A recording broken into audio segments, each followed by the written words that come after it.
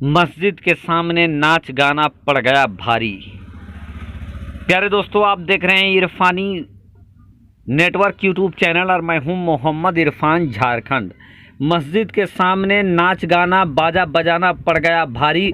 उतरा अल्लाह का भयंकर अजाब देखकर भक्तों के रोंगटे खड़े। प्यारे दोस्तों, आज भी हम लोग देखते हैं कि अक्सर अमूमन जो बारात पार होता है या जो जलसा जुलूस पार होता है, मस्जिदों के सामने जाने के बाद इनकी आवाज़ें बढ़ जाती है।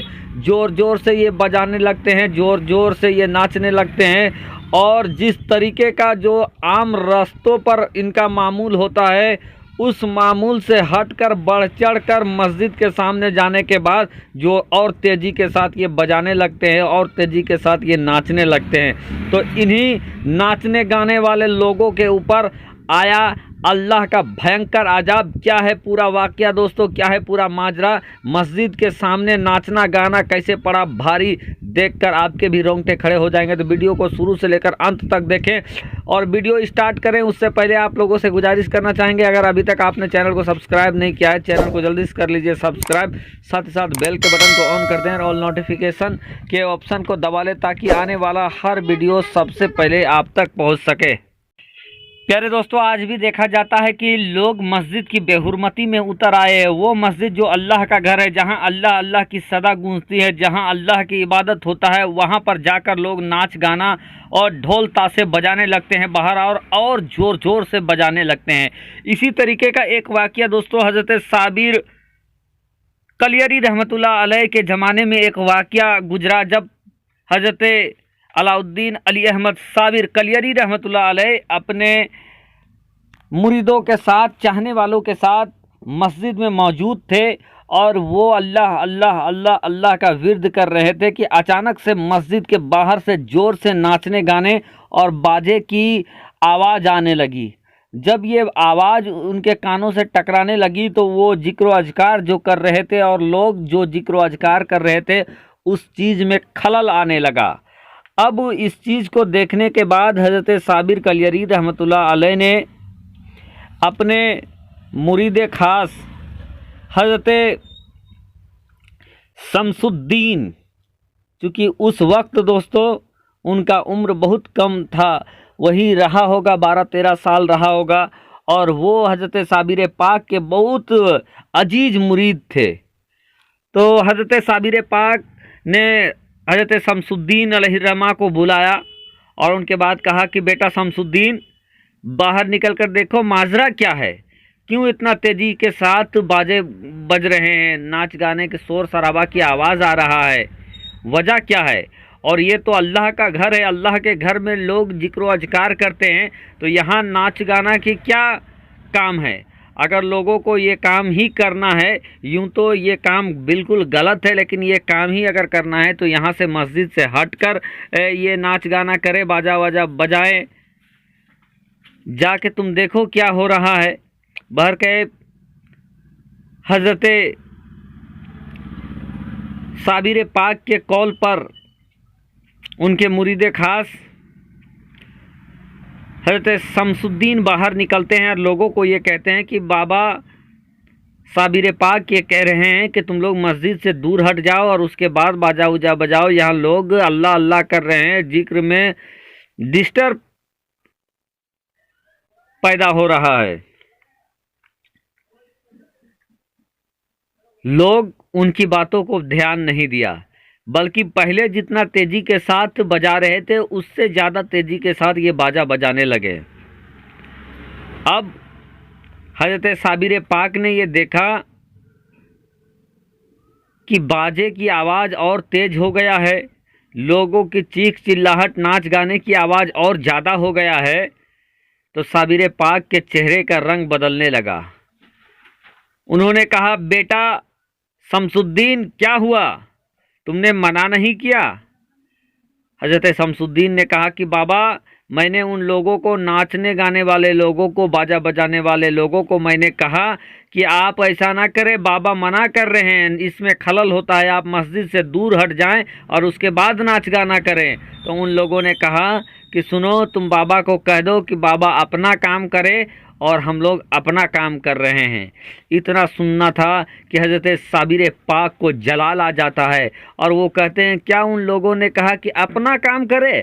तो सुनो, उन्होंने अपनी उंगली से इशारा किया कि बेटा शमसुद्दीन, वो जो सामने तख्त पर तुम ये कटोरा देख रहे हो ना जिसमें मैं पानी पीता हूँ, दोस्तों आप समझ लीजिए फ़कीरों का कटोरा किस तरीके का होगा, एल्युमिनियम या चमड़े का रहा होगा। तो वो इशारा करते हैं कि बेटा वो कटोरा जो सीधा है तुम जाओ और उस कटोरे को पलटी कर दो। अब क्या था, हज़रत अलाउद्दीन शमसुद्दीन वहाँ पर जाते हैं और उस कटोरे को जो सीधा था वो पलट देते हैं। पलटने के बाद फिर जिक्र अज़कार में सब लग जाते हैं, अल्लाह अल्लाह की आवाज़ फिर आने लगती है। अब थोड़ा ही वक्त गुजरा था कि बाहर से चीखो पुकार की आवाज़ आने लगती है। लोग इस कदर चीखने पुकारने लगते हैं कि लोगों का ध्यान उधर चला जाता है। अब उनका मुरीद ख़ास जो हज़रत शमसुद्दीन था वो बाहर निकलते हैं तो देखते हैं कि चीख पुकार मचा हुआ है, तबाही तबाही मचा हुआ है। ये नज़र आ रहा है कि दो पहाड़ दो जानिब से चला आ रहा है और ऐसा लगता है कि दोनों पहाड़ आकर टकरा जाएंगे और बीच में पूरा वो इलाका है जो नाचने गाने वालों का था। अब ऐसा लगता है कि ये दोनों पहाड़ टकराएंगे तो ये सारे लोग दबकर वहीं ख़त्म हो जाएंगे।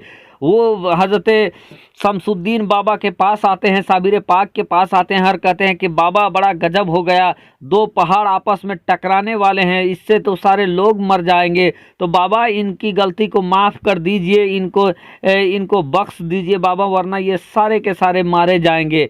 अब क्या था दोस्तों, इधर साबिर पाक का वो चहीता मुरीद सिफारिश कर रहा है कि बाबा इनको माफ़ कर दें। इधर जो नाच गाने वाले थे इन लोगों को भी समझ में आ गया कि ये करामत को अपने आप नहीं हुआ है बल्कि साबिर पाक की ये अजीम करामत है। वो लोग भी जल्दी से नहाते धोते हैं और उसके बाद मस्जिद के बाहर आ जाते हैं और आने के बाद गुजारिश करने लगते हैं कि माफ़ कर दो, माफ़ कर दो।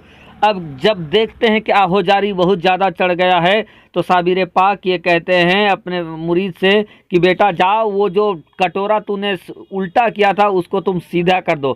अब हज़रत शमसुद्दीन जाकर उस कटोरों के जैसे सीधा करते हैं, ये देखते हैं कि वो पहाड़ गायब हो गया है। अब इतना देखना था कि सारे लोग जो नहा धो के आए थे वो लोग उसी वक्त साबिर पाक के सामने कलमा पढ़कर मुसलमान हो जाते हैं। इस करामत को देखने के बाद अब साबिर पाक के उस मुरीद हज़रत शमसुद्दीन के जहन में ये आया कि ये जो करामती ये जो कटोरा है, इस कटोरे को मैं मांग लूँगा हजरत से। बाहर के वो इंतज़ार देखने लगे कि कब हजरत का मिजाज सही हो, उसके बाद हम हाथ छेड़े। एक दिन साबिर पाक मुस्कुरा रहे थे कि हजरत शमसुद्दीन वहाँ पहुँचते हैं, सलाम करते हैं और कहते हैं कि बाबा मिजाज कैसे हैं? वो कहते हैं मिजाज को मेरा क्या हुआ, बिल्कुल सही है। तो मौका देखकर हजरत शमसुद्दीन बहुत मोहब्बत से कहते हैं कि बाबा वो जो कटोरा है जिनको पलटने से लोगों की जान आफत में आ गई थी, बाबा वो कटोरा आप हमें दे दीजिए ताकि कोई अगर कुछ करे मुझसे तो मैं उस कटोरे को पलट दूं और पलटने के बाद उनकी जान भी सामत में आ जाए।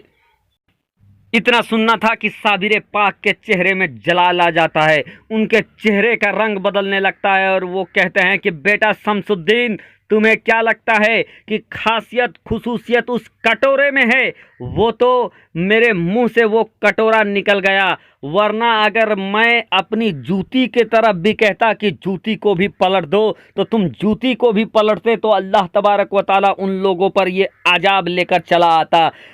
बेटा शमसुद्दीन, मैंने 40 सालों तक अल्लाह और अल्लाह के रसूल के सिवा मैंने कुछ कहा नहीं है। मेरे सीने के अंदर काश कोई फाड़ कर देखता, मेरे सीने के सिवा अल्लाह और अल्लाह के रसूल का जिक्र भरा हुआ है और वो तासीर उस कटोरे में नहीं है, बल्कि मैंने जो कहा उसको अल्लाह तबारक व तआला ने पूरा कर दिया। और मैंने अगर अपनी जूती को भी कहता और तुम जूती को भी मेरे पलट देते तो उस वक्त भी उस तरीके का अजाब आ जाता।